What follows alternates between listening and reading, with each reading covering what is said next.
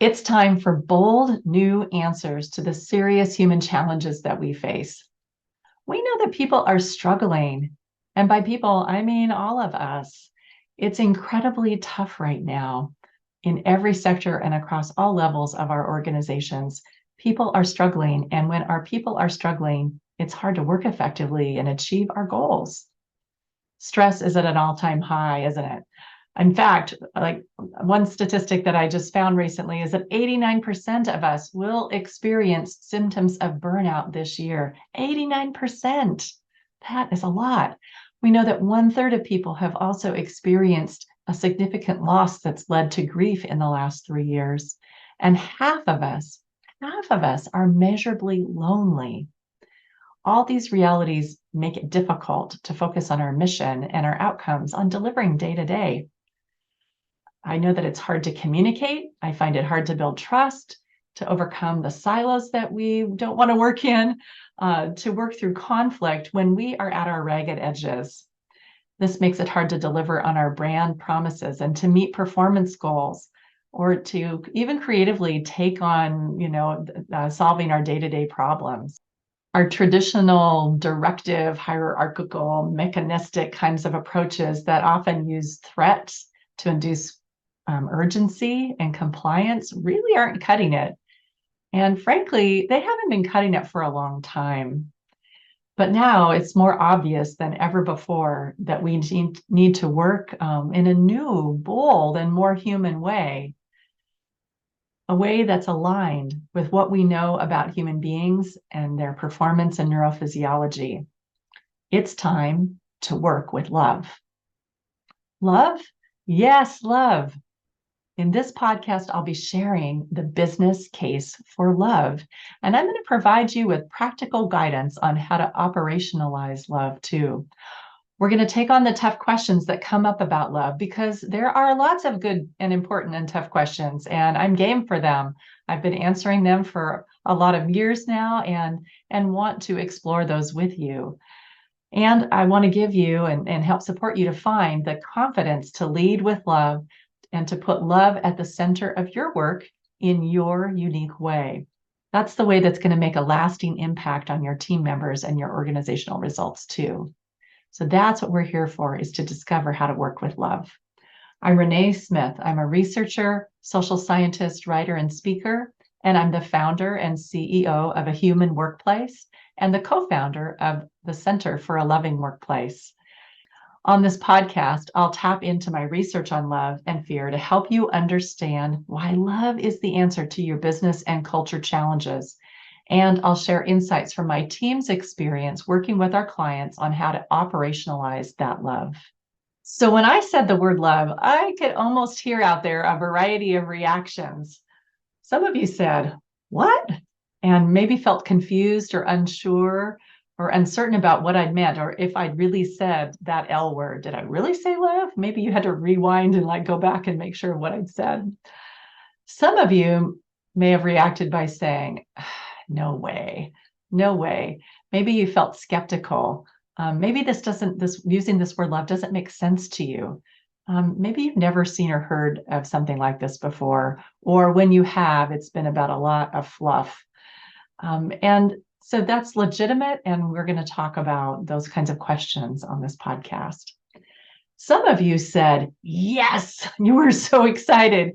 Maybe you believe in the power of love already to make a difference in your team and in your own leadership. And maybe you've seen the impact that love can make. All of these reactions are welcome. All of them are reasonable, really, depending on your experience. And I want to encourage you to bring your questions and to bring your skepticism and to bring your curiosity. But also, I really invite you to bring your openness to discover a new way of thinking and of teaming and of leading. Your reactions now, for sure, are going to depend on what on earth we mean by love. What do I mean by love? So let's talk about that. What love is, and specifically what love in the workplace is. So I want to invite you to just pause for a second and think about, when I say the word love, what comes to you? What words come to mind? What experiences? What feelings? What sensations? Maybe what relationships come to mind?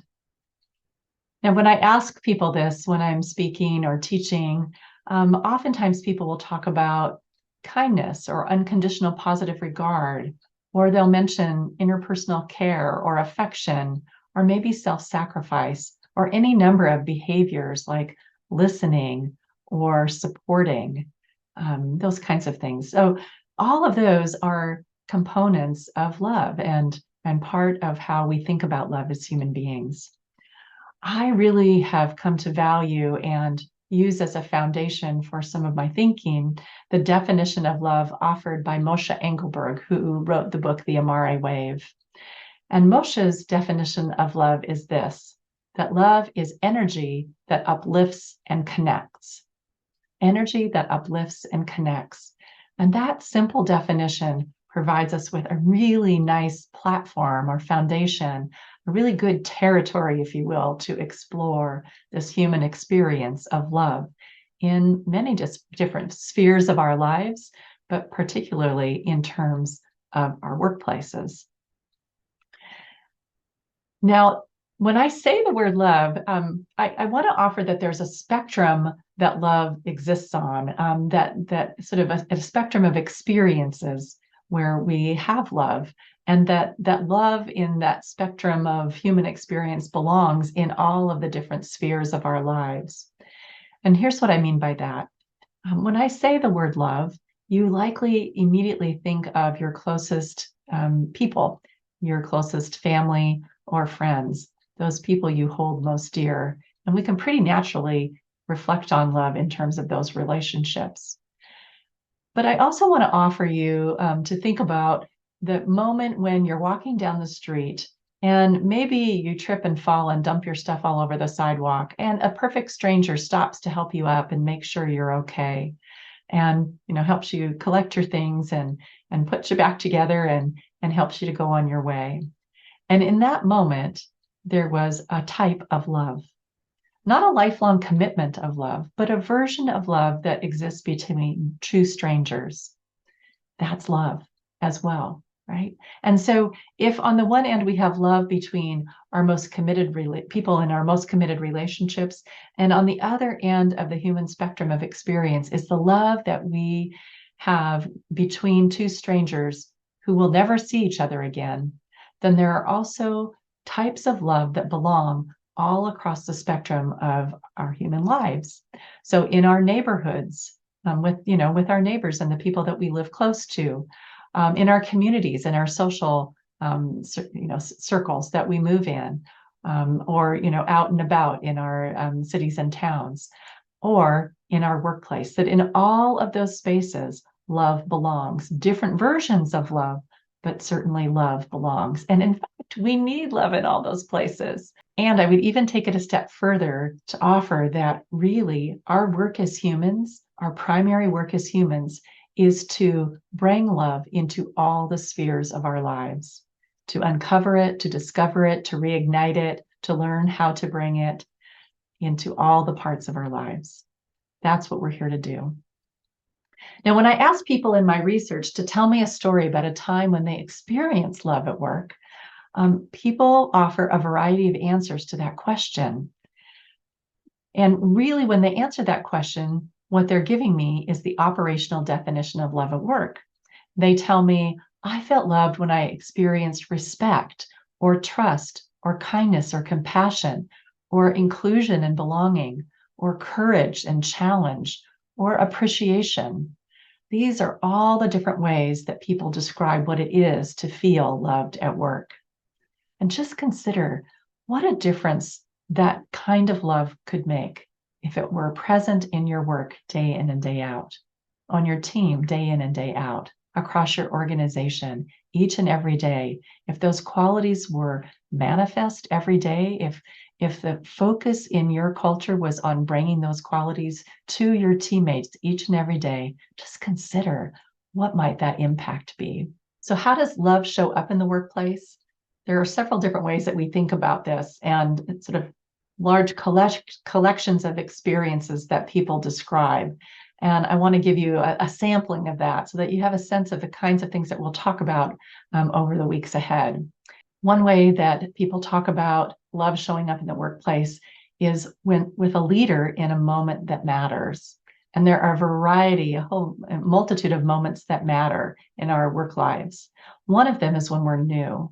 This individual described once in an interview how when they were new on a team and their leader really took time to get to know them and their interests and skills and to cultivate opportunities to help them contribute initially, and then over time brought challenges to them and new opportunities to learn and grow. And for them, that was love.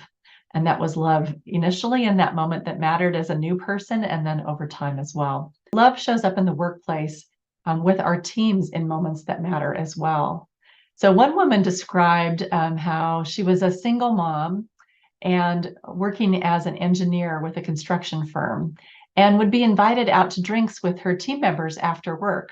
But she needed to pick up her son from daycare and needed to feed him dinner after work. And so she couldn't go join them at the bar to have drinks. And when they learned what the reason was that why she wasn't joining them, they changed the location of where they were having drinks after work so that it was a place where she could bring her son and get him dinner. And that was a way that she experienced love from her team in a moment that mattered. So another way that love shows up in our workplaces is in the formal structures of our organizations.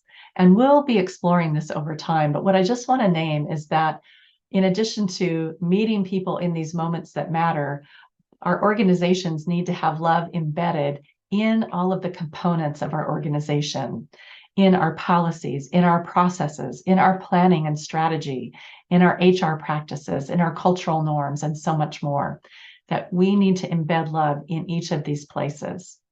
One team I worked with paid special attention on how to design their strategic planning and business planning process to truly value and uplift and connect every person to their planning process. And that's an example of how to embed love in our organizations, in those structures.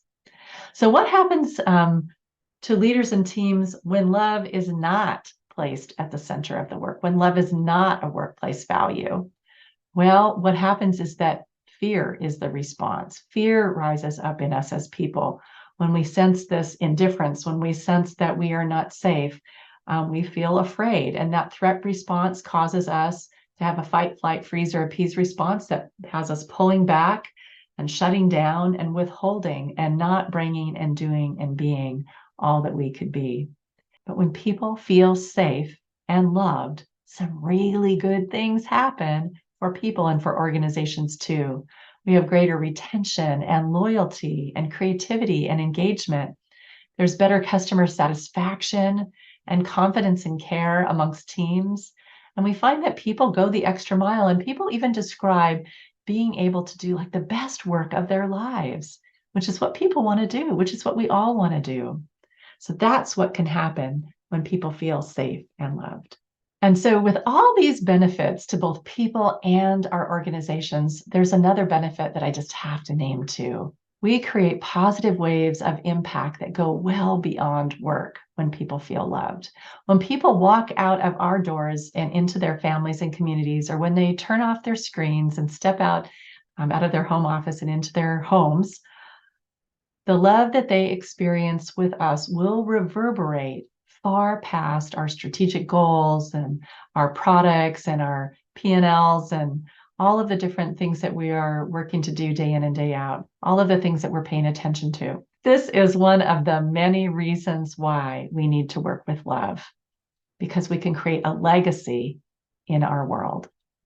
So thanks for listening today. I'm really looking forward to sharing more with you in the weeks ahead. But for now, go put love at the center of your work today.